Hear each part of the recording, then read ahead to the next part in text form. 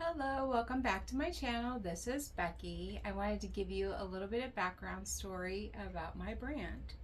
So one of the biggest regrets I have regarding my active parenting phase of life was not having sufficient support to meet the individual needs of not only my children and myself, but also for my family, my students, my clients, their families, my community. It just always seemed like I could never do enough. I was never good enough. I could never finish enough, complete enough, help enough, right? So I had to learn after a long, long time that just being enough was important. And so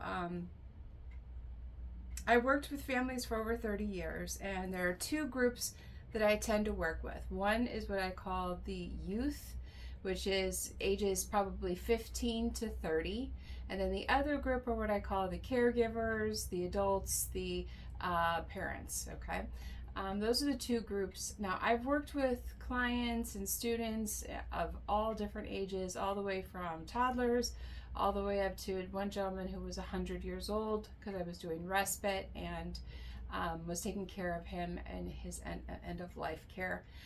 Anyway, I have those two main groups are that 15 to 30-year-old range, and then their parent, caregiver, sometimes it's their spouse, their partner, whoever it is that's in relation with that particular individual who is seeking assistance with communications and behavior.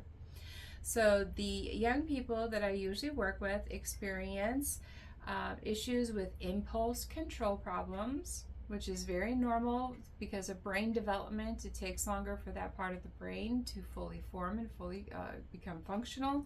So there's nothing wrong if you have impulse control problems, but we do need to learn how to handle them and address them properly. And that is one of the services that I provide.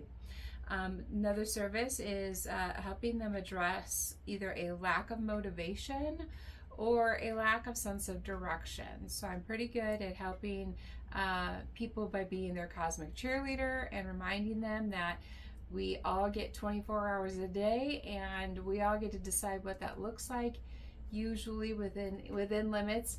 But what time we do have available to us, how do we want to best use that time and make the most out of becoming the best version of ourselves that we can be while we're on this planet. The other people within that group is sometimes they have a goal that they want, and it's not a matter of necessarily they not having the motivation, but it's maybe lack of direction on how to accomplish that goal. So sometimes they'll say, oh, I want to drive a car, but then they have no idea what they need to do in order to learn how to drive that car and get a permit and practice and, everything that it takes to actually accomplish that task. So again, that's another service that I provide of helping them be able to figure out what the goal is, break it down into manageable steps, and then help track their progress, as well as giving them guidance and structure along the way to achieving that goal. And then the third thing that they tend to have an issue with is feeling disconnected. And that usually leads to power struggles. So they feel disconnected from their center of gravity and connecting with their inner source in order to have more clarity about what it is that they feel that they should be doing. And that becomes difficult when you have family members and close practitioners and providers that are working with this individual who are then projecting their goals and their wants and their needs onto that individual. And so sometimes I have to come in and help those individuals manage the power struggles that are happening in order to help alleviate the stress, which then improves the behavior and the communication. So how do I assist these individuals? Well, I help them with improving their ability to make decisions for themselves. I help them find more motivation to become autonomous and to practice more self-advocacy. And I also help them with learning how to set and maintain respectful, healthy boundaries in order to experience more authentic intimacy in their connections. Intimacy in this does not mean sex. It just means being able to be more real, vulnerable, authentically themselves, where they feel comfortable to make mistakes.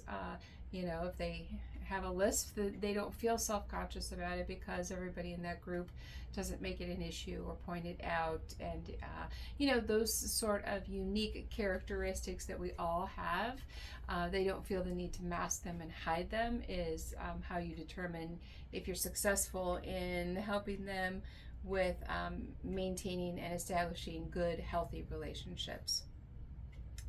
Then I help the adult caregivers with some of these things that they may experience, which is usually frustration and anger.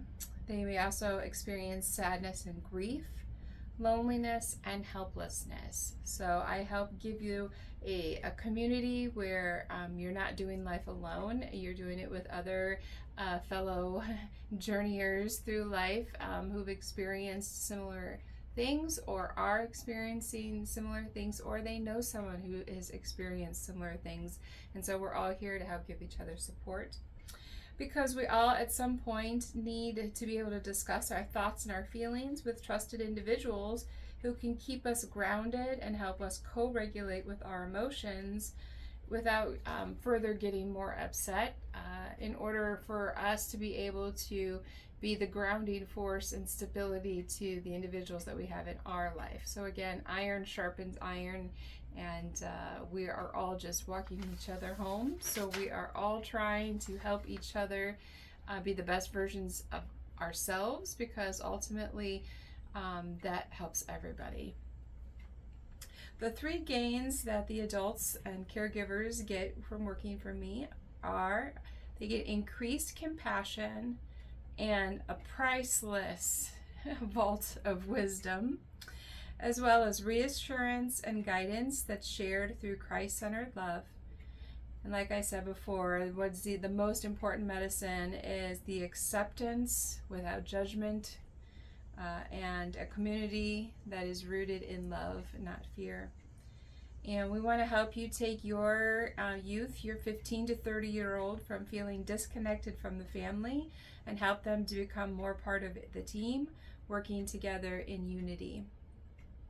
We hope that they will once again be willing to connect with your family, start building healthier relationships, because they feel a more improved sense of self-confidence. I hope to help your family find healthy ways to communicate. I'm going to end with this. It's my teacher's pledge. I have come to a frightening conclusion. I am the decisive element in the classroom. It is my personal approach that creates the climate.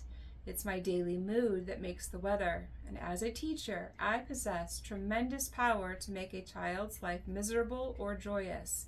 I can be a tool of torture or an instrument of inspiration. I can humiliate or humor, hurt or heal. And in all situations, it is my response that decides whether a crisis will be escalated or de-escalated, and a child humanized or dehumanized.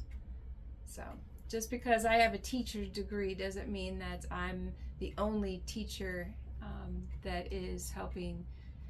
You are your child's number one advocate. So I honor all the parents that are out there trying to raise healthy, independent, self-sufficient individuals that are productive members of society that want to help others.